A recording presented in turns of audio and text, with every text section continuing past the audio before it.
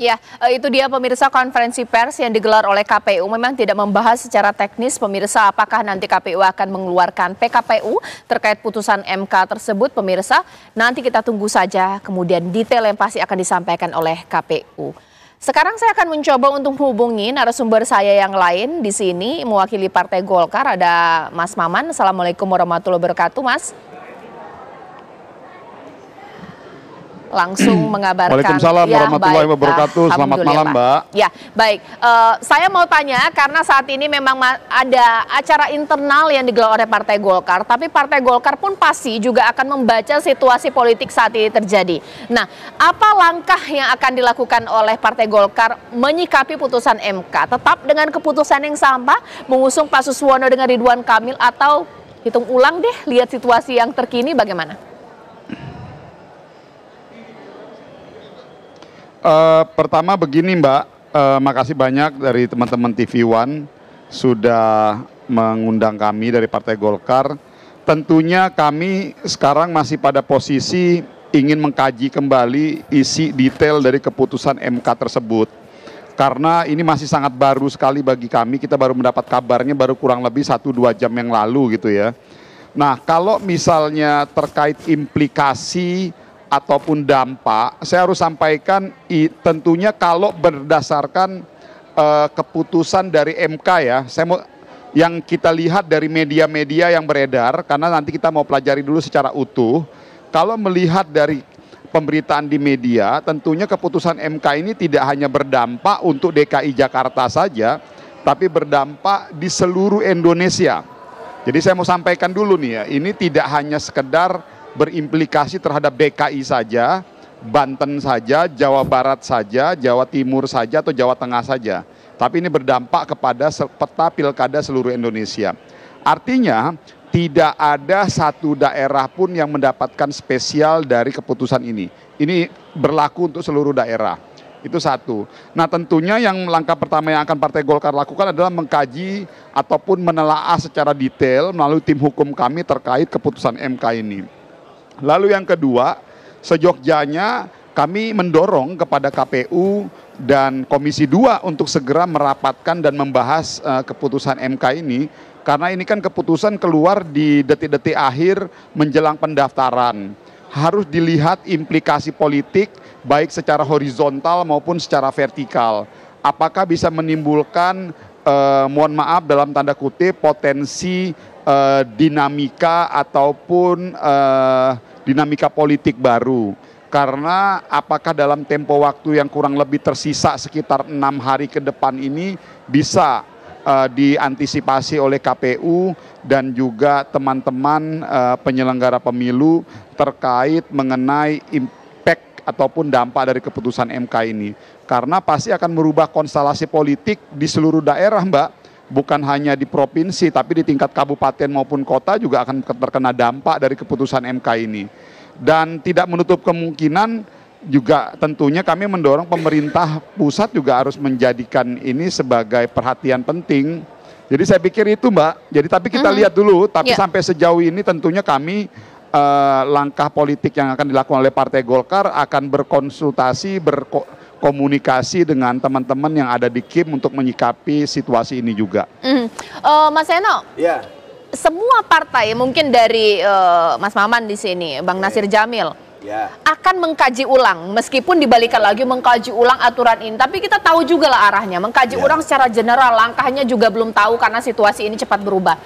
Masih ada harapan tidak bahwa bisa jadi PDIP bisa menarik salah satu dari dua partai ini untuk keluar dari KIM plus berkoalisi? Tidak tahu di Jakarta atau mungkin di daerah lain. Ya pasti, artinya kan daya tawarnya jadi berubah semua, konstelasi jadi berubah. Yang awalnya kami tidak mungkin maju sendiri, hari ini bisa. Dan nama yang kami godok bukan nama yang kaleng-kaleng. Artinya di elektabilitas di survei juga banyak yang sangat tinggi. Termasuk nama Pak Ahok yang kader kami, Ketua DPP partai kami. Ada Pak Anies Baswedan yang diusulkan kepada kami.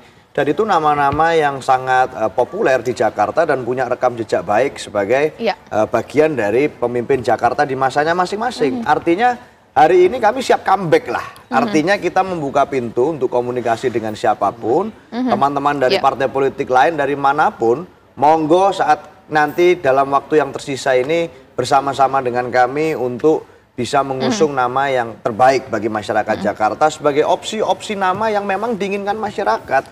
Buat kami nggak ada masalah, kami siap untuk taat dan tunduk patuh pada amanat konstitusional dari MK. Dan saya kira lembaga negara yang lain juga harus menghormati itu sebagai keputusan yang final and binding. Tidak boleh ditimpa, dicari siasat, dicari celah untuk bisa kemudian mensiasati aturan itu untuk kembali kepada peraturan yang lama. Saya rasa MK sudah sampai di tahapan final and binding sebagai lembaga yang memutus. Itu Mbak Caca. Oke, baik. Sekarang saya akan terakhir mungkin untuk Mas Maman, karena pasti ada agenda lain ya selanjutnya nanti sesaat lagi. Boleh langsung saja saya tanya, kalaulah memang ini bisa diberlakukan untuk PDIP, misalnya PDIP mengusung calon sendiri, sebut saja nama Ahok, wah, nama Pak Ridwan Kamil ini bisa kalah saing ini, seperti apa? Mbak, saya pikir terlalu dini untuk membahas terkait konfigurasi siapa calon atau bagaimana yang akan terjadi di daerah. Karena ini keputusan baru sekali kita lihat, baru sekali kita baca, dan saya pikir harus kita telaah lebih dalam. Tetapi secara prinsip kita semua sama-sama setuju dan sama-sama sepakat bahwa keputusan Mahkamah Konstitusi adalah final dan mengikat.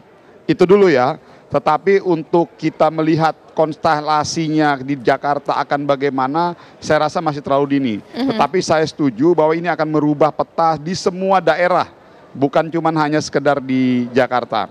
Jadi kasih kami kesempatan untuk menelaah dan mengkaji ini. Namun tentunya saya melihat begini, yang menjadi concern kami adalah apakah dalam tempo waktu kurang lebih 5-6 hari ini bisa cukup diantisipasi oleh kita partai-partai terkait perubahan-perubahan konstelasi di seluruh daerah di seluruh Indonesia. Karena kita nggak bisa hanya sekedar melihat di Jakarta saja, ini tentunya nanti misalnya di Kalimantan Utara, di Sumatera Barat, di Sumatera Selatan, di Aceh, di Papua, di Jawa Barat, Jawa Timur, Jawa Tengah, ini akan berubah semua. Yang tadinya mungkin misalnya di daerah Jawa Tengah, di Kabupaten A atau di kota B, contoh misalnya di Kalimantan Barat, di Kalimantan Timur, di Kabupaten A, di Kabupaten B, itu tentunya akan merubah konfigurasi, Mbak. Yang tadinya mungkin mereka tidak siap maju karena perahunya tidak cukup, tapi dengan sekarang ini akan merubah nih. Nah pertanyaannya bagaimana tentang proses administrasinya, apakah dalam tempo waktu 6 hari, 7 hari ke depan cukup. Nah ini yang perlu dihitung secara teknis oleh teman-teman KPU dan pemerintah.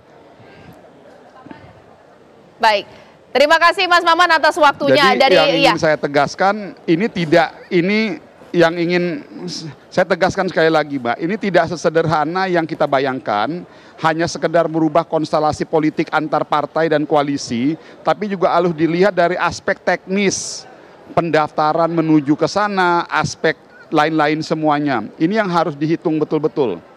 Baik, terima kasih Mas Maman bahwa akan ada kalkulator politik yang dilakukan oleh semua partai politik. Tapi kalaulah partai politik yang tergabung dalam Kim Plus pemirsa sudah berhitung, nah kita tunggu kemudian aturan teknis seperti apa. Kita kembali dari konferensi pers atau ke konferensi pers yang digelar oleh KPU, ini dia.